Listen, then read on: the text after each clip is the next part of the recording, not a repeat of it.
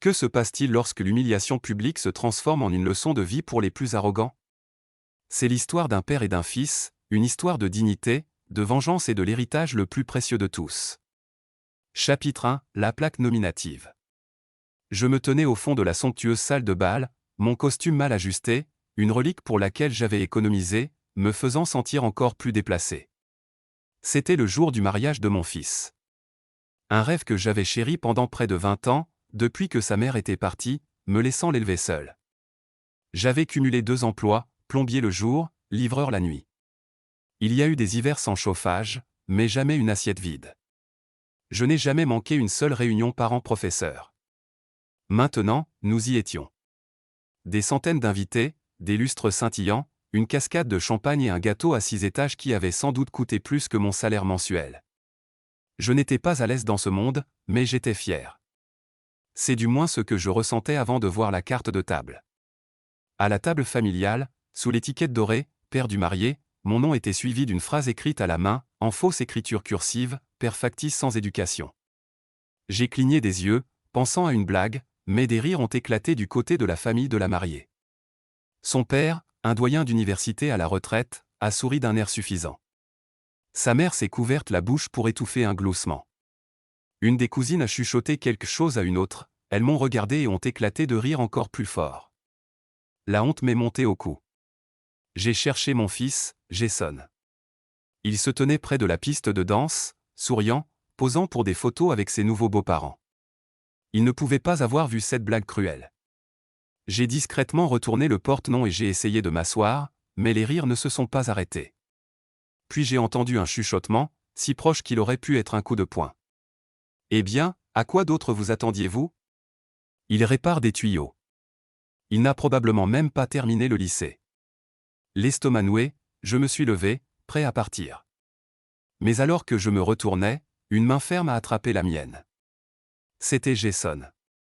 Il me regarda, son visage sérieux, mais avec un regard brûlant de détermination. « Papa, dit-il, sa voix résonnant de manière inattendue. Rentrons à la maison. » J'ai hésité. « Jason, ton mariage. » J'ai dit qu'on rentrait à la maison, a-t-il répété. La musique s'est arrêtée. Les invités se sont retournés, le silence régnant. Il a regardé la mariée, sa famille, et a dit d'une voix claire, sans colère, « Vous venez tous de faire la plus grande erreur de votre vie. » Sans un mot d'explication, il a tourné les talons et nous a laissés dans la nuit froide. Le lendemain, tout a changé. Chapitre 2, l'homme derrière le rideau. Le trajet du retour s'est fait en silence. Jason conduisait, la mâchoire serrée, le regard fixé sur la route. Nous sommes arrivés à mon appartement, le même où je l'avais élevé, le même où je vivais encore. Alors que j'étais sur le point de déverrouiller la porte, il a enfin parlé. « Je l'ai vu, papa. » Je me suis figé. La plaque, je l'ai vue avant toi. Je les regardais, je voulais voir s'ils allaient réellement t'humilier. Je me suis tourné, confus. Alors, pourquoi n'as-tu rien dit? Il m'a regardé, les yeux emplis d'une douleur que je n'avais pas vue depuis des années. Parce que je devais savoir s'ils allaient le faire. T'humilier, toi, l'homme qui m'a élevé, le jour le plus important de ma vie. Et ils l'ont fait. Jason a sorti son téléphone et a tapé quelque chose avant de me le tendre. C'était une vidéo qu'il avait enregistrée en secret. Le père de la mariée riait en donnant le stylo à un des cousins. Sa mère plaisantait sur la façon dont des rustres se mêlaient à la noblesse. Le pire, c'était la mariée, qui riait. Mon vrai père, c'est l'homme que j'épouse, plaisantait-elle. Le plombier, c'est juste une formalité. Mon cœur s'est serré. Mais Jason était d'un calme glacial. Papa, je ne t'ai jamais dit ça, mais je n'ai jamais signé le contrat de mariage. Ils m'ont supplié de le faire. Son père a même proposé d'investir dans ma start-up si je le signais. Mais j'avais déjà construit quelque chose avec un ami, discrètement, une entreprise de cybersécurité. C'est pour ça que je continuais à vivre simplement, pour ne pas attirer l'attention. On s'est fait racheter l'année dernière. J'ai gagné plus d'argent que je n'aurais jamais pu l'imaginer. Assez pour acheter et enterrer toute leur famille si je le voulais. Cette fois, c'était à moi de m'asseoir. Les yeux de Jason se plissèrent. Il pensait épouser un trophée, un idiot qu'il pourrait modeler. Ce qu'ils n'ont pas compris, c'est que j'avais ma propre stratégie. Et maintenant, c'est échec et mat. Il ouvrit son ordinateur portable et se mit à taper furieusement. Demain, ils vont découvrir qui ils ont vraiment essayé d'humilier. Et quand j'en aurai fini, la famille de la mariée regrettera d'avoir jamais ridiculisé l'homme qui m'a élevé. Chapitre 3, le choc des actionnaires. Le lendemain matin, Jason était déjà habillé d'un costume bleu marine impeccable. Le café dans la cafetière restait intact. « Papa, dit-il, me tendant un dossier.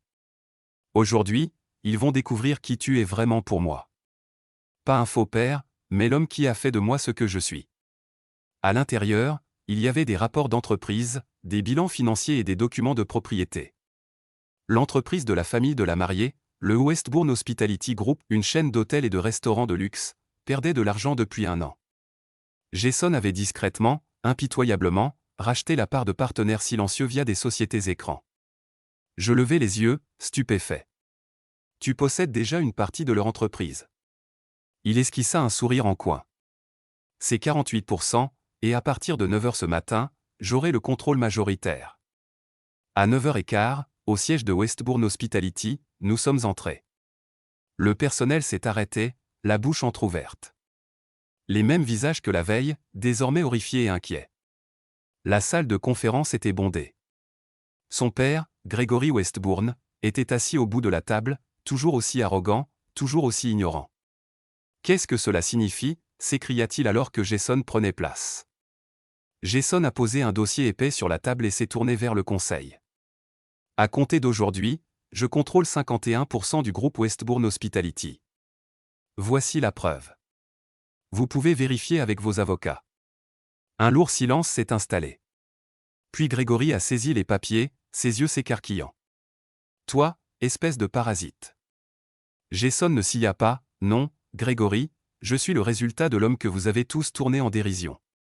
Le plombier dont vous vous êtes moqué, le père factice qui a travaillé 14 heures par jour pour que je puisse aller à l'école. Il m'a appris l'honneur, la discipline et la patience. » La salle était plongée dans un silence de mort. Jason a continué, « Je ne vais pas dissoudre l'entreprise pour l'instant. Mais à compter de maintenant, Gregory, ta fille, ta femme et tous les membres de ta famille sont renvoyés. Vous recevrez vos indemnités de départ par la poste. » Des exclamations de stupéfaction ont éclaté. Gregory s'est jeté en avant, les veines saillantes. « Tu n'as pas le droit de faire ça. C'est mon entreprise. » La voix de Jason n'a pas monté d'un ton. Ça l'était. « Maintenant, elle appartient à l'homme que tu as méprisé à travers moi. » Puis il s'est tourné, m'a fait un signe de tête et nous sommes sortis, laissant la famille Westbourne stupéfaite, leur héritage réduit en cendres.